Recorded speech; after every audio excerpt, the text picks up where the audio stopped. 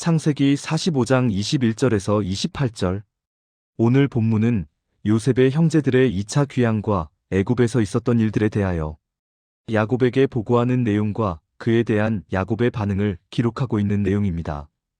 요셉 형들의 악행은 인간의 죄로 발생한 사건이지만 하나님은 그 사건을 민족적 생존과 더 큰 구속 계획을 이루는 수단으로 사용하십니다. 또한 요셉의 형들에 대한 용서는 그 악을 단순히 덮는 것이 아니라 그 결과로 생긴 애굽의 정착이 하나님의 구원사적 목적을 이루도록 연결되는 것입니다. 이처럼 요셉의 용서와 그에 따른 이주 결정은 야곱 가문 전체를 애굽으로 이끌어 이스라엘 민족이 애굽에 체류하는 구원사적 배경을 만든 것입니다. 이후 출애굽과 언약의 성취는 애굽 이주 사건으로 인하여 전개되는 것이므로 요셉 사건은 이스라엘의 민족사 형성에 필수적 연결고리인 것입니다. 또한 요셉은 배신을 당하고도 민족을 구원하는 중보자적 위치에 선다는 것은 신학적 관점에서 보면 요셉을 그리스도의 그림자, 즉 예표로 보아 고난을 통한 화해, 중보, 구속이라는 패턴을 드러내고 있다고 해석할 수 있을 것입니다. 그러므로 본문에서 요셉의 용서는 구속사적 관점에서 중요한 사례가 될 것입니다.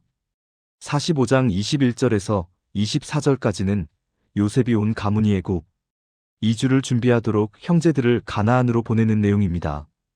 요셉은 형들에게 두려움을 덜어주기 위해 적극적으로 다음 단계를 준비합니다. 그는 개인적 관용을 넘어서 형제들의 생계를 돌볼 계획을 밝힙니다. 이는 화해뿐 아니라 회복을 위한 구체적 실행인 것입니다.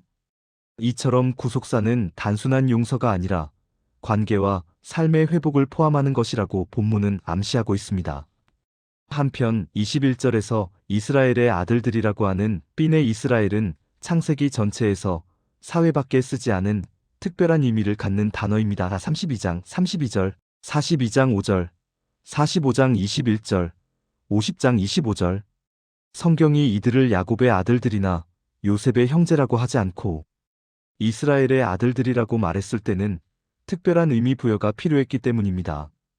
즉 성경 저자의 의도는 그들이 양식을 얻기 위해서 애굽으로 왔던 것이나 그들의 일가를 애굽으로 데려오기 위해 가나안으로 다시 돌아가는 것이 단지 자기 가족들을 기근으로부터 살리기 위한 것만이 아니라는 것을 말하기 위함입니다. 다시 말하면 하나님이 야곱에게 주셨던 이스라엘이라는 특별한 이름으로 언약의 민족을 이루게 하기 위한 준비 작업이라는 것을 드러내는 것입니다. 그러므로 본문의 이스라엘의 아들들이 가는 길은 한 가족의 단순한 이민사가 아닌 하나님의 개입으로 말미암는 온 인류를 위한 위대한 구속사의 중요한 사건을 이루기 위한 발걸음인 것입니다. 또한 요셉은 단순히 형들을 풀어주는 데 그치지 않고 그들의 가정 전체를 위한 안전망을 제공합니다. 즉 이주를 위한 준비를 주도적으로 해준 것입니다.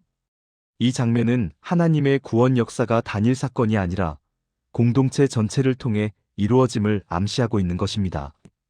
이처럼 이스라엘 민족의 애굽 체류는 이후 구원사적 역사의 배경이 되는 것입니다.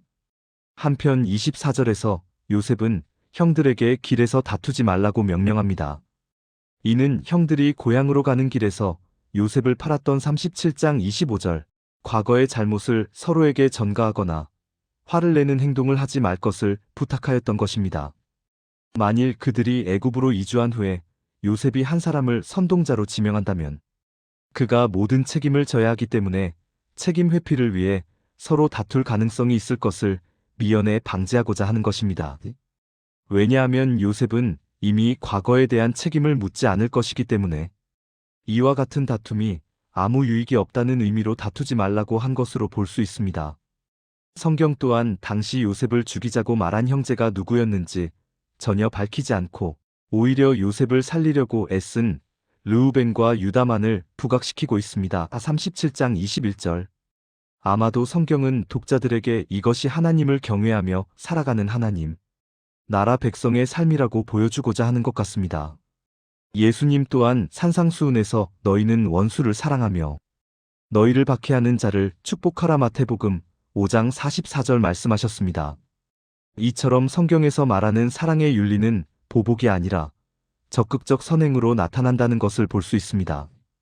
45장 25절에서 28절까지는 형들이 야곱에게 요셉의 소식을 전하자 이에 대한 야곱의 반응에 대한 내용입니다. 야곱의 반응은 처음엔 의아와 두려움이 있었지만 아들들이 적극적으로 와서 이야기하고 그 증거로 수레를 보고서야 그의 마음은 변합니다. 야곱은 살아있는 요셉의 소식을 들으며 하나님이 자기에게 은혜를 베푸셨음을 고백합니다. 아마도 야곱이 아들들의 말을 믿지 못하였다는 것은 아들들이 야곱에게 신뢰감을 주는 행동을 하지 못했기 때문일 것입니다.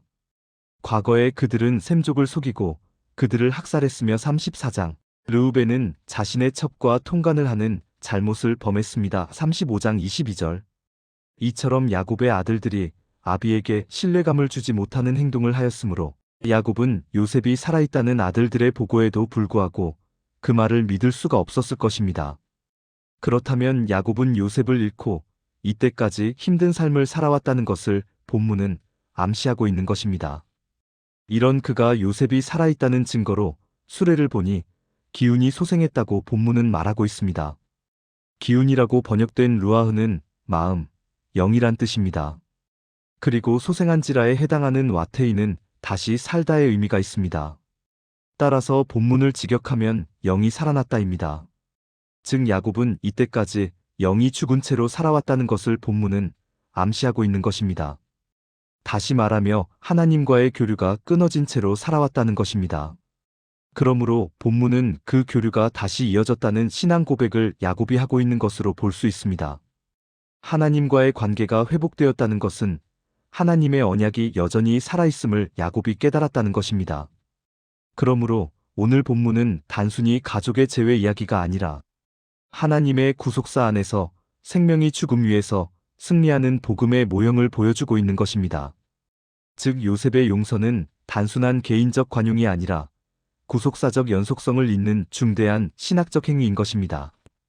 그것은 고난을 선으로 전환시키는 하나님의 섭리, 회복적 정의로서의 실천적 용서, 더 나아가서 민족적 정체성 회복과 구속사적 관점을 보여주는 다양한 기능을 수행하는 것입니다. 또한 요셉의 고난과 화해는 예표적 방식으로 그리스도의 고난, 중보, 구속을 상기시킵니다. 그렇다면 그 그리스도를 믿는 오늘날의 교회에서는 요셉의 고난과 화해는 어떻게 적용해야 할 것인가를 찾아야 하는 것이 바로 우리들의 사명일 것입니다. 이 시간 나는 나의 사명을 잘 감당하고 있는지 한번 점검해보는 시간이 되었으면 합니다.